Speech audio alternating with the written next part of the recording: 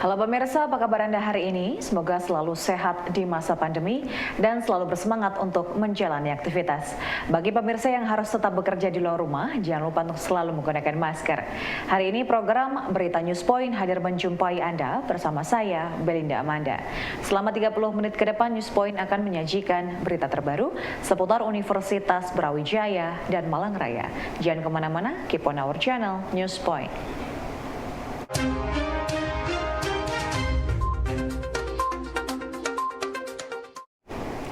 Pemirsa, La Coco Cafe memiliki daya tarik untuk menarik minat berbagai kalangan pengunjung. Kafe ini mengusung konsep Mediterania Bohemian dan ada sedikit sentuhan Santorini. Kafe ini menyediakan pemandangan gunung. Selain itu, kafe ini juga menciptakan bangunan interior yang memiliki vibes pantai kota Bali. Jadi untuk kalian tidak perlu jauh-jauh jika ingin menikmati vibes pantai. Begini, karena kita sebenarnya La Coco Cafe ini terdiri dari 3 owner ya, kami bersaudara semua. Adik saya terutama sebelumnya punya basic untuk di bidang minuman, jadi dia sebelumnya sudah ada pengalaman untuk penjualan minuman, terutama di boba. Terus kita melihat bahwa bisnis kuliner dan kafe di Batu terutama berkembang pesat. Jadi kami memutuskan untuk membuka kafe La Coco. Konsep kafe kami ini sebenarnya Mediterranean Bohemian dengan ada sentuhan Santorini.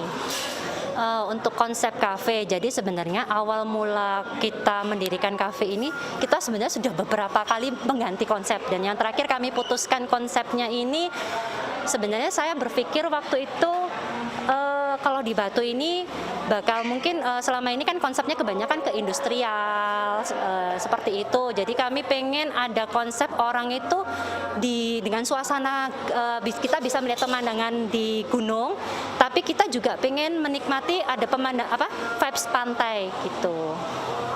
Jadi semua orang bisa seperti healing tanpa perlu jauh-jauh pergi ke Bali. Oke, untuk alasan kenapa kafe ini layak dikunjungi, yang pertama, kafe ini harganya affordable.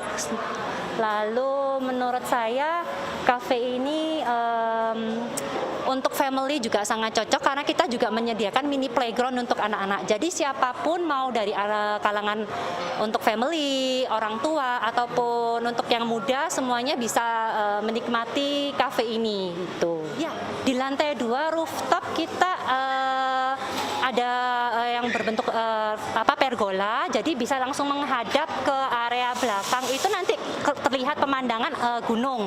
Nah, terus untuk itu juga fasilitas kita menyediakan musola juga.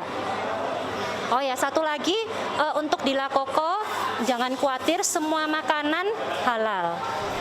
Pemirsa, La Coco Cafe terkenal dengan konsep yang mengusung vibes pantai. Selain mengusung atau menarik karena konsepnya, La Coco memiliki cara promosi yang unik. La Coco bekerja sama dengan Dinas Pariwisata, dan selain itu kafe yang terletak di Kota Batu ini juga sudah sering dan akan selalu menerima berbagai macam acara besar seperti gathering, meeting, ataupun perayaan ulang tahun dan juga lain sebagainya. Kalau menu kami memutuskan berdasarkan karena ini konsepnya kan istilahnya kayak Bali vibes gitu ya. Jadi kalau untuk menu minumannya kami sih ada menu yang fresh seperti itu. Kalau untuk makanannya sebenarnya kita ada campuran. Jadi ada makanan dari berbagai negara ya, kita ada makanan Indonesian food, Italian, dan juga Jepang. Betul. Jadi kita memang untuk bulan depan kita berencana akan menambah beberapa menu, terutama di menu Nusantara ya. Jadi khas Nusantara. Untuk minumannya juga akan ada. Kalau harga dari minumannya itu sekitar dimulai dari 17.000. Tapi kalau harga untuk makanan kita start dari harga 15.000. Jadi untuk ke kafe kami sebenarnya pilihannya kalau untuk masyarakat bisa langsung datang ke kafe ini tanpa harus reservasi, tapi bila memang ingin melakukan reservasi bisa melalui Instagram, chatting di Instagram, DM Instagram, dan juga bisa menghubungi nomor tertera yang ada di Google.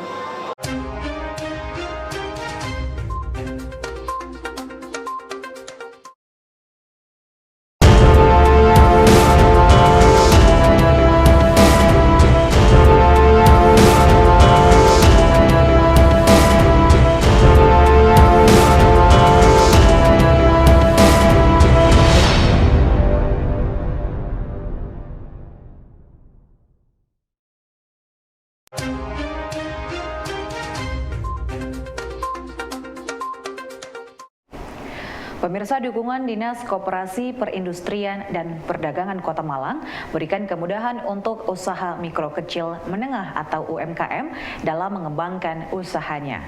UMKM bisa mendapatkan izin usaha dengan daftar dan ditunggu sekitar 30 menit. Sementara untuk fasilitas lain memiliki proses panjang dengan masa berlaku tertentu. Semua kalau memang melewat kita, lewat dinas, fasilitas yang kita berikan itu semuanya gratis, tidak ada yang berbayar. Kalau NIB, kalau seandainya pelaku usaha mau datang ke dinas, ya hal itu juga jadi. Nggak sampai 30 menit lah, 20 menit sudah selesai, NIB. Nah, kemudian gimana dengan kepengurusan merek? Nah, merek ini memang membutuhkan waktu yang lama. Merek itu rata-rata yang pernah kita fasilitasi itu bisa keluar kurang lebih waktunya satu tahun sampai 1,5 tahun. Itu merek. Dan masa berlaku merek itu 10 tahun masa berlakunya.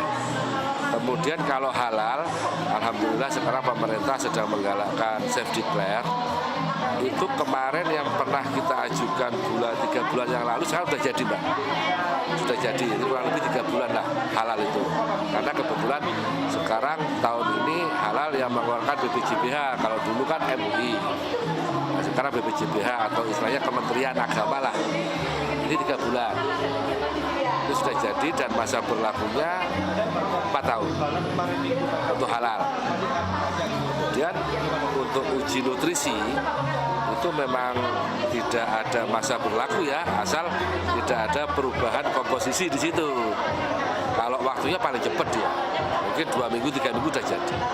Artinya gini, sebenarnya kalau kita bicara duplikasi merek ya, itu sebenarnya kalau memang tidak satu kelas itu tidak apa-apa. Tapi kalau satu kelas kemungkinan besar itu ya ditolak. Itu kalau merek. Makanya kenapa harusnya awal itu kalau pelaku usaha itu untuk kalau ingin pengurusan sertifikat yang pertama memang selain NIB dia ke merek dulu.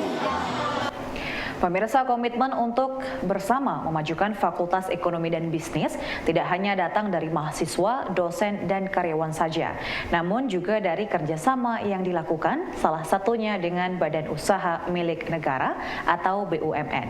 Dekan FEBUB Abdul Gofar menggandeng PT Telkom untuk membangun infrastruktur konektivitas sebagai upaya penguatan jaringan untuk memperlancar komunikasi dalam jaringan. Sedikit tentang UB dan FEB, Pak. UB ini universitas dengan jumlah mahasiswa terbesar di Indonesia. Kami itu punya sekitar 72.000 mahasiswa. Itu katanya satu kabupaten di Kalimantan Tengah itu lebih banyak jumlah penduduknya, lebih banyak mahasiswa UB. Itu belum sekitar 3.000 dosenan dan sekitar 2.500-an tenaga kependidikan, yang baik yang kontrak maupun tidak kontrak. Kampus kami sangat kecil, Pak, ini sekitar 54 hektar, sehingga Bapak Ibu kalau ke sini sangat crowded sekali, yang membuat macet sekitar Ketawang Gede sampai di Noyo, Sukahati itu adalah mahasiswa-mahasiswa kami serta dosen-dosen kami. Bahkan untuk parkir itu sangat susah sekali untuk mendapatkan itu. Nah, UB Bapak Ibu dengan PTNBH ini kan kita tidak bisa lagi menolak yang disebut digitalisasi, ini kan tidak bisa menolak sama sekali, Pak. UB saat ini itu sedang mengintegrasikan semua aplikasi yang ada di UB, dan itu memang tidak mudah, dan kalau bisa nanti kita bisa bersinergi bersama Pak, karena memang bisnisnya Telkom ini kalau nggak salah kan digital connectivity, digital platform sama digital services, dan itu nanti kita banyak bisa bekerja sama. Di satu sisi kami bisa menjadi customer yang baik bagi PT Telkom, karena kami butuh banyak hal dengan PT Telkom. Contoh digital connectivity misalnya, kemarin kami akreditasi dengan daring Pak, karena sekarang semua kan daring ya. Itu daring, kami itu was-was itu kalau internet itu tiba-tiba down gitu. Yang kepikir pertama adalah langsung menghubungi Telkom. Kami nggak punya kepikiran lain mau kemana lagi, kami harus pasti kami mikirnya adalah kami menghubungi Telkom untuk itu. Itu contoh yang kami butuhkan, infrastruktur connectivity atau terutama di digital. Yang kedua adalah mungkin platform. Kami punya lab big data, tapi kami belum tahu apa yang harus kami lakukan gitu. Kami punya labnya Pak. Nah, kami mohon dibantu ini pengembangan lab big data dan data analytics. Tahun depan kami ini proses, kami sedang membuka program studi tentang bisnis analitika bisnis. Nah, ini kan ahlinya ada di PT Telkom, itu sangat banyak dengan anak-anak perusahaannya, dan kami mohon nanti teman-teman mau bukan hanya sebagai guest lecturer, tapi betul-betul menjadi dosen Pak di kami untuk, karena ini embrio. Bahkan kalau bisa Pak Saiful, PS yang kami sedang embrio ini hasil kerjasama dengan Telkom Pak. Dan kalau bisa betul nih, kami betul harap Pak, betul-betul PT Telkom yang membina kami untuk mengembangkan PS analitika bisnis itu yang kami betul mohon. Kalau bisa nanti ada MOA baru Pak yang khusus untuk pengembangan program studi analitika bisnis. Itu satu sisi yang kami harapkan dengan kerjasama ini. Yang kedua, kami punya teman-teman di manajemen Pak, punya PS namanya kewirausahaan. Nah, PS kewirausahaan ini kalau mereka lulus itu harus punya usaha, dan sebagian besar sebenarnya teman-teman itu merintis untuk membuat startup bisnis. Nah, kami butuh inkubasi, butuh mentoring dari teman-teman yang ada di PT Telkom. Tadi kita sempat berbincang-bincang Pak ya, karena PT Telkom juga membina, menginkubasi startup yang ada di Indonesia, ada 200. Dan tadi saya kaget, Privi itu sebagian dari PT Telkom yang diinkubasi oleh PT Telkom. Ini kan luar biasa. Saya kira teman-teman di manajemen di KWU, kami mohon betul nanti kita bisa sinergi dengan PT Telkom untuk startup teman-teman yang ada di kewirausahaan. Pemirsa, sebagai upaya pembentukan karakter untuk menjadi mahasiswa yang beretika, via UB mengadakan pembinaan karakter berbasis religi dengan mengundang penulis dan penceramah terkenal Habibur Rahman El Shirazi. Wakil Dekan Bidang Kemahasiswaan dan Alumni via UB Muhammad Rozikin berharap dengan adanya kegiatan ini, para mahasiswa dapat termotivasi untuk bangga menjadi umat muslim dan menyebarkan kebaikan serta toleransi. Alhamdulillah, pagi ini kami dari Fakultas Ilmu Administrasi bisa melangsungkan PKBR, yaitu pembinaan karakter berbasis religi. Kegiatan ini sudah berlangsung lama. Setiap kali ada mahasiswa baru dalam satu semester ada PKBR. Awal dari kegiatan ini sebenarnya merubah bentuk dari kegiatan mentoring yang diberlangsungkan di tingkat universitas dengan pusatnya Masjid Raden Patah. Kemudian dengan perkembangannya, lantas masing-masing fakultas mengadakan sendiri-sendiri, dan kami via mengadakan untuk itu. Kami bekerja sama dengan Masjid Raden Patah karena dua hal. Pertama, jumlah mahasiswa kami besar, tidak menampung secara keseluruhan di fakultas, sehingga kami izin, dan itu kemudian oleh takmir diberi izin bisa menempati ini. Yang kedua, bahwa Raden Patah atau Masjid Raden Patah memang punya program bagaimana para mahasiswa itu bisa memakmurkan masjidnya. Sehingga yang kami lakukan adalah bagaimana bersama-sama dengan pengurus takmir bisa memakmurkan Raden Patah melalui program BKBR ini.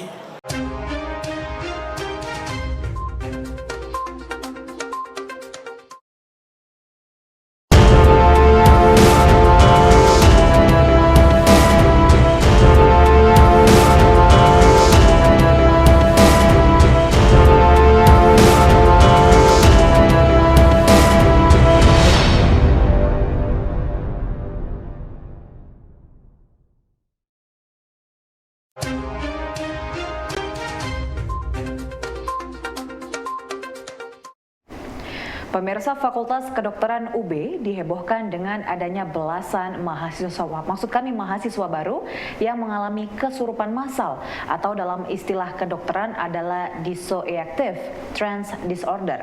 Menanggapi hal tersebut, Wakil Dekan Bidang Kemahasiswaan, Alumni dan Kewirausahaan Mahasiswa FKUB, Eriko Prawestintias, menjelaskan bahwa kesurupan massal yang diisukan tidak benar adanya. Menurut kejadian yang dialami para mahasiswa baru dipicu akibat kelelahan fisik dan psikis.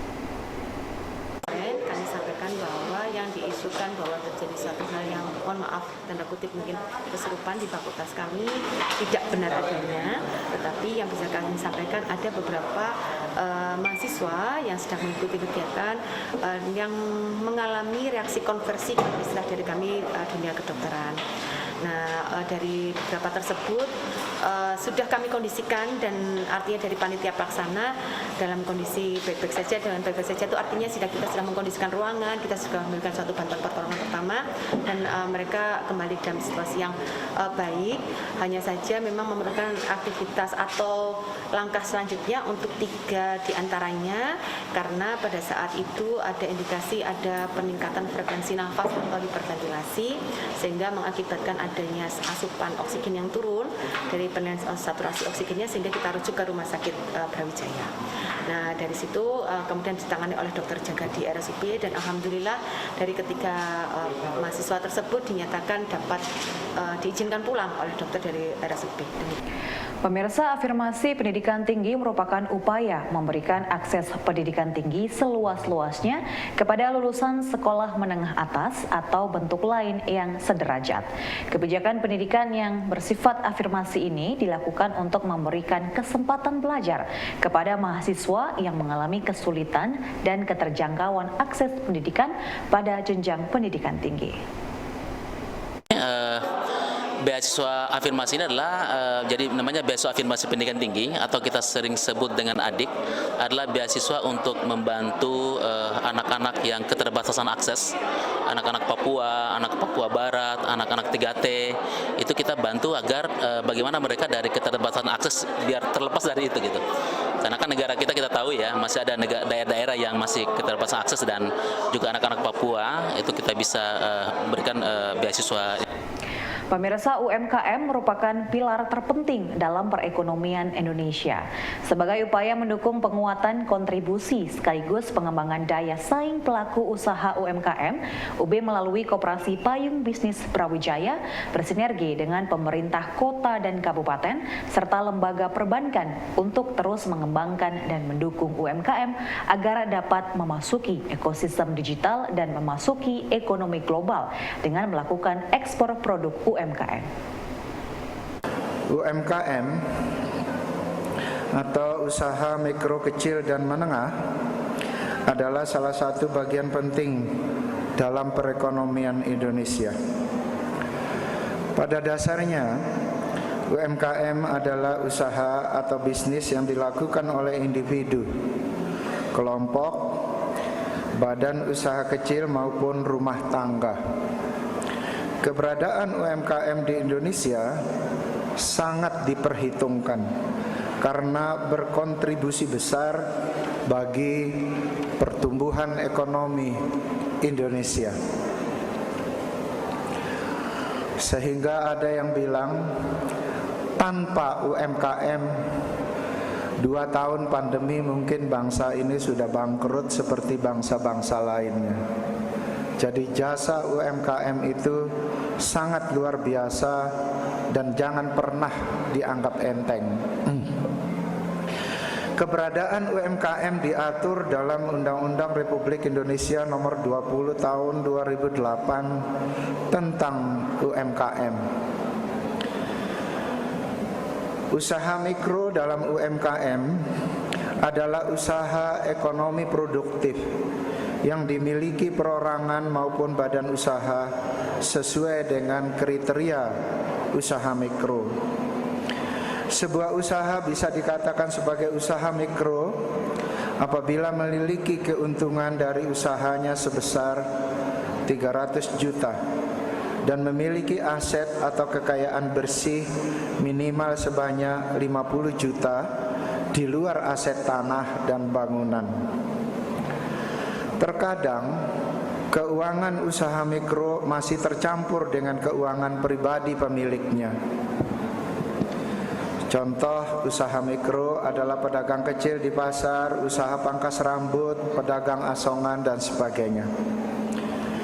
Usaha kecil dalam UMKM adalah usaha ekonomi produktif yang independen atau berdiri sendiri, baik yang dimiliki perorangan, kelompok, dan bukan sebagai badan usaha cabang dari perusahaan utama. Usaha yang masuk kriteria usaha kecil adalah usaha yang memiliki kekayaan bersih 50 juta hingga 500 juta rupiah. Lalu penjualan per tahun berkisar dari angka 300 juta sampai dengan 2,5 miliar. Pengelolaan keuangan usaha kecil juga sudah lebih profesional dibandingkan usaha mikro. Usaha menengah adalah usaha dalam ekonomi produktif dan bukan merupakan cabang atau anak usaha dari perusahaan pusat. Kriteria kekayaan bersih dari usaha menengah sudah di atas 500 juta hingga 10 miliar rupiah, tidak termasuk bangunan dan tempat usaha.